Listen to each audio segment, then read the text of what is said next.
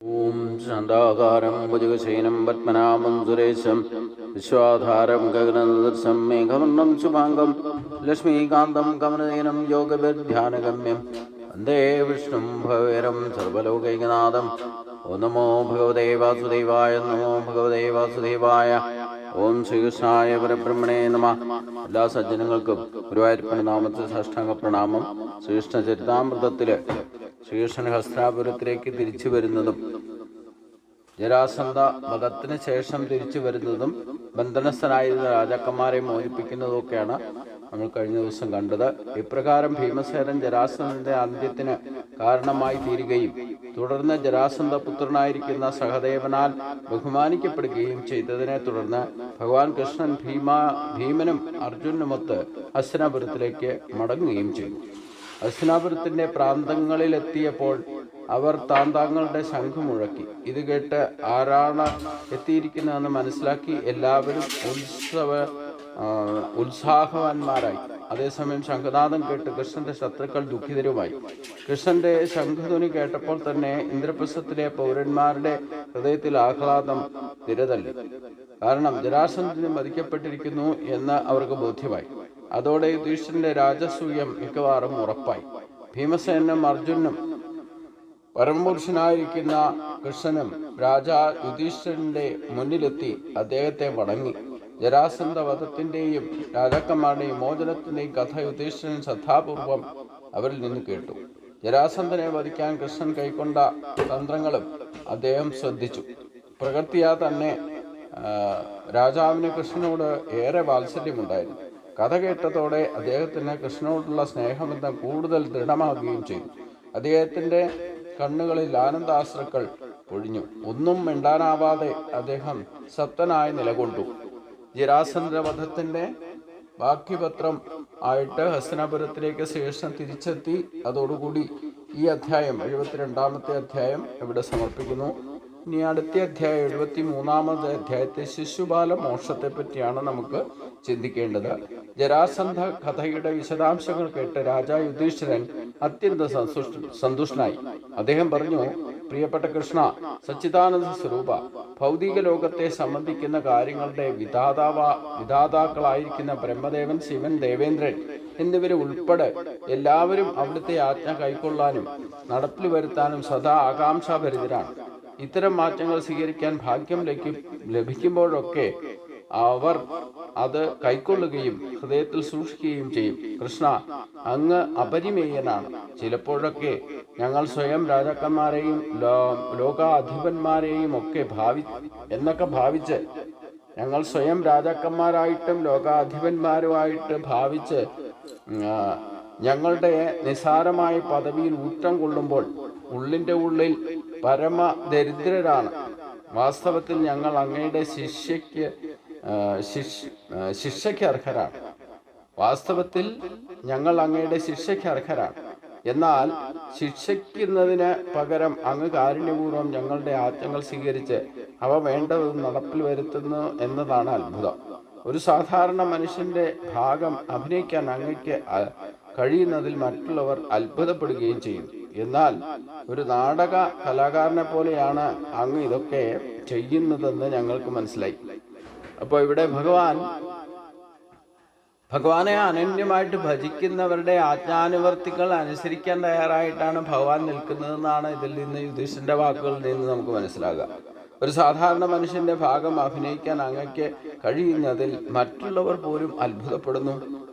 അതായത് ഭക്തിയുത സേവനം ചെയ്യുന്നവരുടെ ആജ്ഞകൾ അതേപടി അനുസരിക്കാൻ തയ്യാറാണ്. ഇവിടെ ബ്രഹ്മദേവൻ, ദേവേന്ദ്രൻ, ശിവൻ എന്നിവയുള്ള ദേവലോകത്തുള്ളവർ പോലും ഭഗവാന്റെ ആജ്ഞ അനുസരിക്കാൻ തയ്യാറായിട്ട് നിൽക്കുകയാണ്. ഇവിടെ മനുഷ്യലോകത്തിൽ വന്ന് മനുഷ്യനായിട്ട് ജനിച്ചിരിക്കുന്ന ഭഗവാൻ ഈ രാജാക്കന്മാരും ലോകാധിപന്മാരുമായിട്ട് എപ്പോഴെങ്കിലും അഹങ്കരിക്കുന്നവരായിട്ടുള്ള രാജാക്കന്മാര് അവർ ഭക്തരാണെങ്കിൽ അവരുടെ ആജ്ഞകൾ പോലും അനുസരിക്കാൻ തക്കവണ്ണം ഇവിടെ യുധിഷ്ഠിരനാണ് രാജാവ്. ചക്രവർത്തി പദവിയിലേക്ക് രാജസൂയം നടത്താൻ വേണ്ടിയിട്ട് വന്നിരിക്കുന്നു. ശ്രീകൃഷ്ണൻ ക്ഷണിതാവാണ്. അപ്പോൾ അവിടെ രാജാവിൻ്റെ ആജ്ഞ അനുസരിക്കുന്നതിന് വേണ്ടിയിട്ട് ഇപ്പോൾ ജരാസന്ധനെ വധിക്കാൻ പോലും രാജസദസ്സിൽ വെച്ച് തീരുമാനമെടുത്ത് അത് യുധിഷ്ഠിരന്റെ തീരുമാനമാണ് ഭഗവാൻ നടപ്പാക്കാൻ പോയതെന്നർത്ഥം. അപ്പോൾ ഒരു ആജ്ഞാനുവർത്തിയെ പോലെയാണ് ഭഗവാൻ പെരുമാറുന്നത് എന്നർത്ഥം.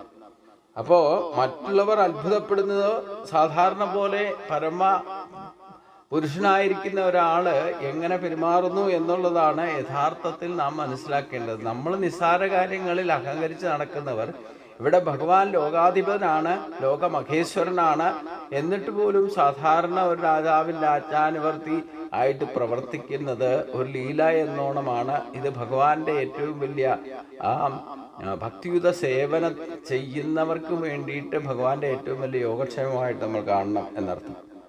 അതുകൊണ്ട് എന്നാൽ ഒരു നാടക കലാകാരനെ പോലെയാണ് ഭഗവാൻ ഇതൊക്കെ ചെയ്യുന്നതെന്ന് നമ്മൾ മനസ്സിലാക്കണം. ഉദയാസ്തമനങ്ങൾ രണ്ടിലും തൻ്റെ ചൂട് ഒരേ രീതിയിൽ സദാ നിലനിർത്തുന്ന സൂര്യനെ പോലെ സമുന്നതമാണ് അവിടുത്തെ യഥാർത്ഥ നില. ഉദയാസ്തമയ സൂര്യൻ്റെ ചൂടിന് ഒരിക്കലും മാറ്റമില്ല. അങ്ങ് സദാ അതീന്ദ്രിയമായ സമാവസ്ഥയിലാണ്. അതിനാൽ ഭൗതിക കാര്യങ്ങളിൽ ഏതവസ്ഥയിലും അങ്ങ് സന്തുഷ്ടനോ ആകുലനോ ആകുന്നുമില്ല. അങ്ങ് പരബ്രഹ്മമാണ്, പരമപുരുഷനാണ്. അങ്ങയ്ക്ക് ബന്ധുക്കളില്ല. പ്രിയപ്പെട്ട മാധവ, ആർക്കും ഒരിക്കലും അങ്ങയെ പരാജയപ്പെടുത്താനുമാകില്ല. ഞാൻ, നീ, എൻ്റേത്, നിന്റേത് എന്നീ ഭൗതികമായ ഭേദചിന്തകളുടെ അഭാവം അങ്ങിൽ പ്രകടമാണ്. ഇത്തരം അതായത് സാധാരണ മനുഷ്യർക്കെല്ലാം ഉണ്ടാകുന്ന, ആദ്യം ഉദിക്കുന്നതാണ് ഞാൻ, പിന്നെ നീ, പിന്നെ എൻ്റേത്, നിന്റേത് എന്നീ ദ്വന്ദ്വഭാവം ഭൗതികമായ ഭേദചിന്തയാണ്. അത് ഭഗവാനിൽ അഭാവമാണ്, അതായത് ഭഗവാനിൽ പ്രകടമാകുന്നില്ല എന്നർത്ഥം. ഇത്തരം ഭേദചിന്തകൾ എല്ലാവരുടെയും ജീവിതത്തിൽ മൃഗങ്ങളിൽ പോലും ദൃശ്യമാണ്. എന്നാൽ നിർമ്മല ഭക്തർ ഈ ഭേദചിന്തകളിൽ നിന്ന് മുക്തരാണ്. ഇവയൊന്നും അങ്ങയുടെ ഭക്തരിൽ ഇല്ലാതിരുന്നാൽ അങ്ങിൽ അവയുണ്ടാവാൻ തീരെ സാധ്യതയുമില്ല. ഭക്തരിൽ ഭഗവാനെ ഭജിക്കുന്നവർക്കും ഭഗവാനിൽ ഈ പറയുന്ന ഞാൻ, നീ, എൻ്റേത്, നിന്റേത് എന്നുള്ള ചിന്തയൊന്നും ഭഗവാനിൽ ഇല്ലാത്തതുകൊണ്ട് ഭഗവാനെ അനന്യമായിട്ട് ഭജിക്കുന്നവർക്ക് ഈ ഭേദബുദ്ധി തന്നെ ഇല്ലാതെയാണ്. ഇപ്രകാരം ഭഗവാനെ സംതൃപ്തനാക്കിയ ശേഷം രാജാ യുധിഷ്ഠിരൻ രാജസൂയാഗത്തിന് ഒരുക്കം കൂട്ടി. അതിൽ പങ്കെടുക്കാൻ പ്രധാനപ്പെട്ട ബ്രാഹ്മണരെയും ഋഷിമാരെയും മുഴുവൻ അദ്ദേഹം ക്ഷണിച്ചു വരുത്തി. യാഗവേദിയിലെ പുരോഹിതന്മാർ എന്ന നിലയിൽ വിവിധ സ്ഥാനങ്ങളുടെ ചുമതലക്കാരായിട്ട് അവരെ അവരോധിച്ചു. കൃഷ്ണദ്വൈപായനൻ, വ്യാസദേവൻ, ഭരദ്വാജൻ, സമന്തു, ഗൗതമൻ, അസ്തി, വസിഷ്ഠൻ, ചവനൻ, കണ്വൻ, മൈത്രേയൻ, കവശൻ, പ്രിയൻ, വിശ്വാമിത്രൻ, വാമദേവൻ, സുമതി, ജൈമനി, ഋതു, പൈലൻ, പരാശരൻ, ഗർഗൻ, വൈശമ്പായനൻ, അഥർവൻ, കശ്യപൻ, ധൗമൻ, പരശുരാമൻ, ശുക്രാചാര്യൻ, ആസുരി, വീതിഹോത്രൻ, മധുചന്ദൻ, വീരസേനൻ, അകൃതവ്രണൻ എന്നിവരാണ് ക്ഷണിതാക്കളിൽ പ്രമുഖരായിട്ടുണ്ടായിരുന്നത്.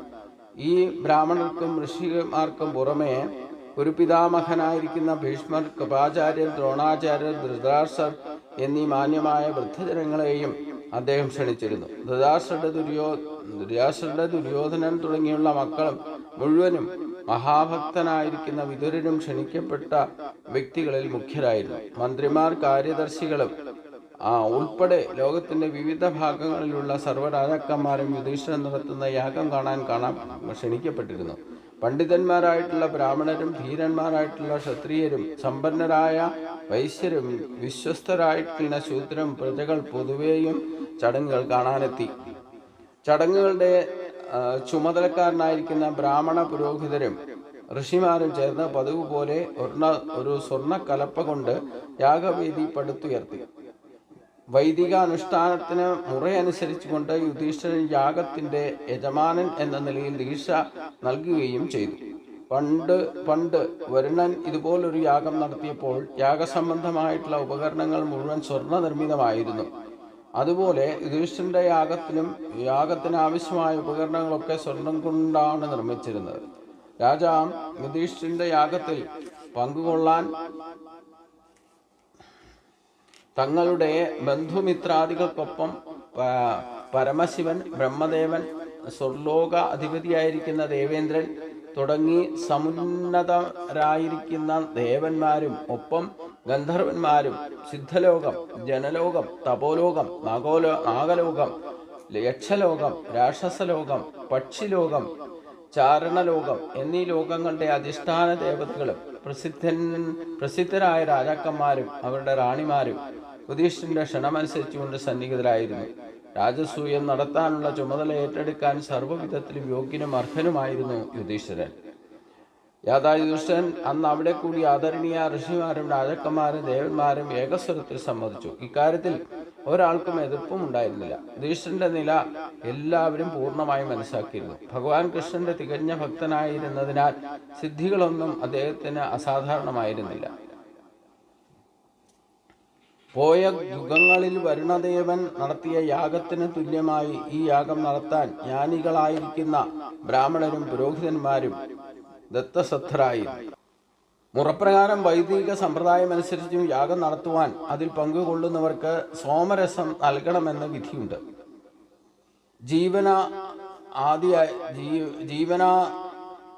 ജീവനദായിയായിരിക്കുന്ന ഒരുതരം പാനീയമാണ് സോമരസം. യാഗത്തിന്റെ നടപടിക്രമങ്ങളിൽ ഏതെങ്കിലും തെറ്റ് സംഭവിച്ചാൽ അത് കണ്ടുപിടിക്കാനായിട്ട് നിയോഗിക്കപ്പെട്ടിരുന്ന ഒരു പ്രത്യേക പുരോഹിതനെ സോമരസം തയ്യാറാക്കുന്ന ദിവസം രാജാവ് യുധിഷ്ഠിരൻ തികഞ്ഞ ബഹുമാനത്തോടെ സ്വീകരിച്ച് ആദരിച്ചു. വേദമന്ത്രങ്ങൾ മുറ തെറ്റാതെയും സമ്പൂർണമായും യുക്തമായ സ്വരഭേദങ്ങളോടൊപ്പം വേണം ഉച്ചരിക്കാൻ എന്നാണ് അതിൻ്റെ പൊരുൾ. ഈ കാര്യത്തിൽ പ്രവർത്തിക്കുന്ന പുരോഹിതർ തെറ്റുവരുത്തിയാൽ പരിശോധകനായിട്ട് അഥവാ വിധികർത്താവായിട്ട് വർത്തിക്കുന്ന പുരോഹിതൻ ആ നടപടിക്രമങ്ങൾ തിരുത്തുന്നു. ഇങ്ങനെ അനുഷ്ഠാന നടപടികൾ പൂർണ്ണമായി നിർവഹിക്കപ്പെടുന്നു. പൂർണ്ണമായി നിർവഹിക്കപ്പെട്ടില്ലെങ്കിൽ യാഗം കൊണ്ട് ഉദ്ദേശിച്ച ഫലം കിട്ടാതെ പോകും. കലിയുഗത്തിൽ അത്തരം ജ്ഞാനിയായിരിക്കുന്ന ബ്രാഹ്മണനെയോ പുരോഹിതനെയോ കിട്ടാനില്ല. അതിനാൽ അത്തരം യാഗങ്ങളൊക്കെ ഏതാണ്ട് നിരോധിക്കപ്പെട്ട മട്ടാണ്. ശാസ്ത്രങ്ങൾ നിരോധിക്കുന്ന ഒരേ ഒരു യജ്ഞം ഹരേ കൃഷ്ണ, ശാസ്ത്രങ്ങൾ നിർദ്ദേശിക്കുന്ന ഒരേ ഒരു യജ്ഞം ഹരേ കൃഷ്ണ മന്ത്രം ജപമാണ്. അപ്പം ഈ യാഗം, രാജസൂയ യാഗം നടക്കുന്നത് ദ്വാപര യുഗത്തിലാണ്. ആ കാലത്ത് ഇതിനൊക്കെ പ്രാധാന്യമുണ്ടായിരുന്നു. അതിലൊന്നും ശാസ്ത്രവിധി പ്രകാരം ആചാരാനുഷ്ഠാനങ്ങൾ അനുസരിച്ചുകൊണ്ടാണ് ഈ രാജസൂയം യാഗം സംഘടിപ്പിച്ചത്. അപ്പോൾ കലിയുഗത്തിൽ അത്തരം ജ്ഞാനിയായിരിക്കുന്ന ബ്രാഹ്മണനെയോ പുരോഹിതനെയോ ഇത് തെറ്റുപറ്റാതിരിക്കാൻ അതൊക്കെ പരിശോധിക്കാൻ വേണ്ടിയിട്ട് തന്നെ ശ്രേഷ്ഠനായിരിക്കുന്ന ജ്ഞാനിയായിരിക്കുന്ന ഇക്കാര്യത്തിലൊക്കെ വിദഗ്ധരായിരിക്കുന്ന ഒരു ബ്രാഹ്മണനെ നിയോഗിച്ചു. പ്രത്യേകിച്ച് ആദരിച്ചും ബഹുമാനിച്ചും ഒക്കെ അദ്ദേഹത്തെ ഈ കാര്യങ്ങൾ പരിശോധിക്കുന്നതിന് വേണ്ടിയിട്ട് നിയോഗിച്ചു. പൂർണ്ണമായിട്ടും നിർവഹിക്കപ്പെട്ടില്ലെങ്കിൽ, അതായത് ശാസ്ത്രവിധി പ്രകാരം ഈ ആചാരാനുഷ്ഠാനങ്ങൾ പൂർണ്ണമായിട്ടും യഥാവിധി നിർവഹിക്കപ്പെട്ടില്ലെങ്കിൽ ഉദ്ദേശിച്ച ഫലം കിട്ടാതെ പോവുകയും ചെയ്യും. അതുകൊണ്ട് യുധിഷ്ഠിരൻ പ്രത്യേകം ശ്രദ്ധിച്ച് അതൊക്കെ ശ്രദ്ധിക്കുന്നതിന് ഒരാളെ തന്നെ ചുമതലപ്പെടുത്തി. എന്നാൽ കലിയുഗത്തിൽ അത്തരം ജ്ഞാനിയായിരിക്കുന്ന ബ്രാഹ്മണനെയോ പുരോഹിതനെയോ കിട്ടാനില്ല. അതിനാൽ അത്തരം യാഗങ്ങളൊക്കെ ഏതാണ്ട് നിരോധിക്കപ്പെട്ട മട്ടാണ്. കലിയുഗത്തിൽ ഇത്തരത്തിലുള്ള യാഗങ്ങളോ യജ്ഞങ്ങളോ ഒന്നും ആവശ്യമില്ല എന്ന് ശാസ്ത്രം തന്നെ പറയുന്നുണ്ട്. കാരണം കലിയുഗത്തിൽ ഇതൊന്നും വേണ്ട വിധത്തിൽ ശ്രദ്ധയോടെ ചെയ്യുന്നവരെ കിട്ടാനും ബുദ്ധിമുട്ടാണ്. അതുകൊണ്ട് ഇത്തരം യാഗങ്ങളൊക്കെ നിരോധിക്കപ്പെട്ട മട്ടാണെന്ന് പറയുകയും അതോടൊപ്പം കലിയുഗത്തിൽ ഏറ്റവും ശ്രേഷ്ഠമായി ആചരിക്കേണ്ട ഒന്നാണ് മന്ത്രജപം, നാമമന്ത്രോച്ചാരണം.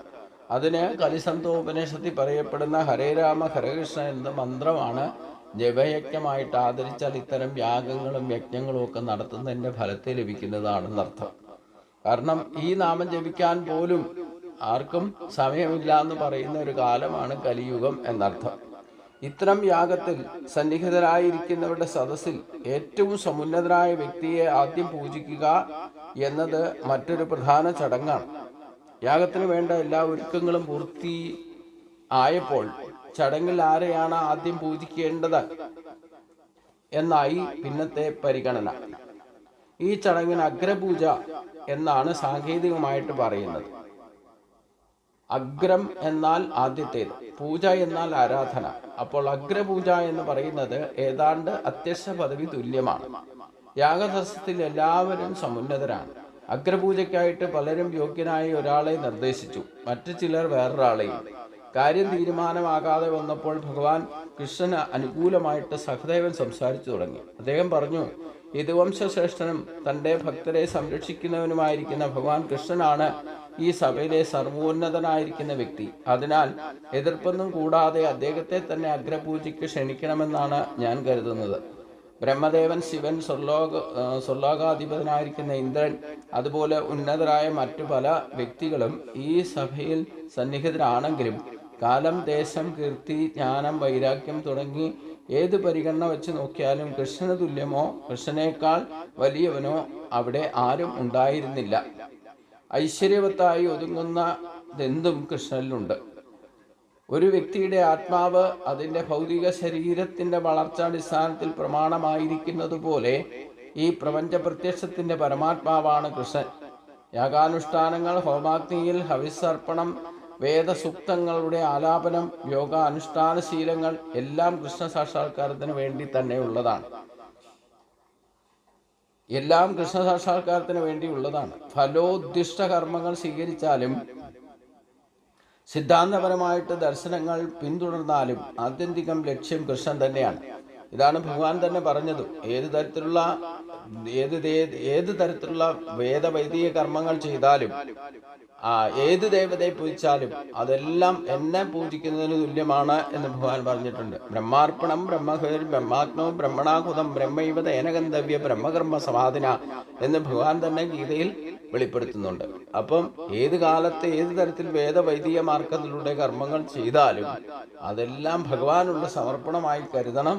കാരണം ഈ ലോകത്തിന്റെ മഹേശ്വരൻ ഭഗവാൻ തന്നെയാണ് എന്നർത്ഥം. അതുകൊണ്ട് ആ ഭഗവാനെ അഗ്രപൂജയ്ക്കിരുത്തണം, ക്ഷണിച്ചിരുത്തണം എന്നാണ് സഹദേവൻ ആവശ്യപ്പെട്ടതും അതുതന്നെയാണ് ഇവിടെ അനുഷ്ഠിക്കാൻ പോകുന്നത്. ഇതിന്റെ അടുത്ത ഭാഗം നമുക്ക് അടുത്ത ദിവസം ചിന്തിക്കാം. എല്ലാവർക്കും നമസ്കാരം.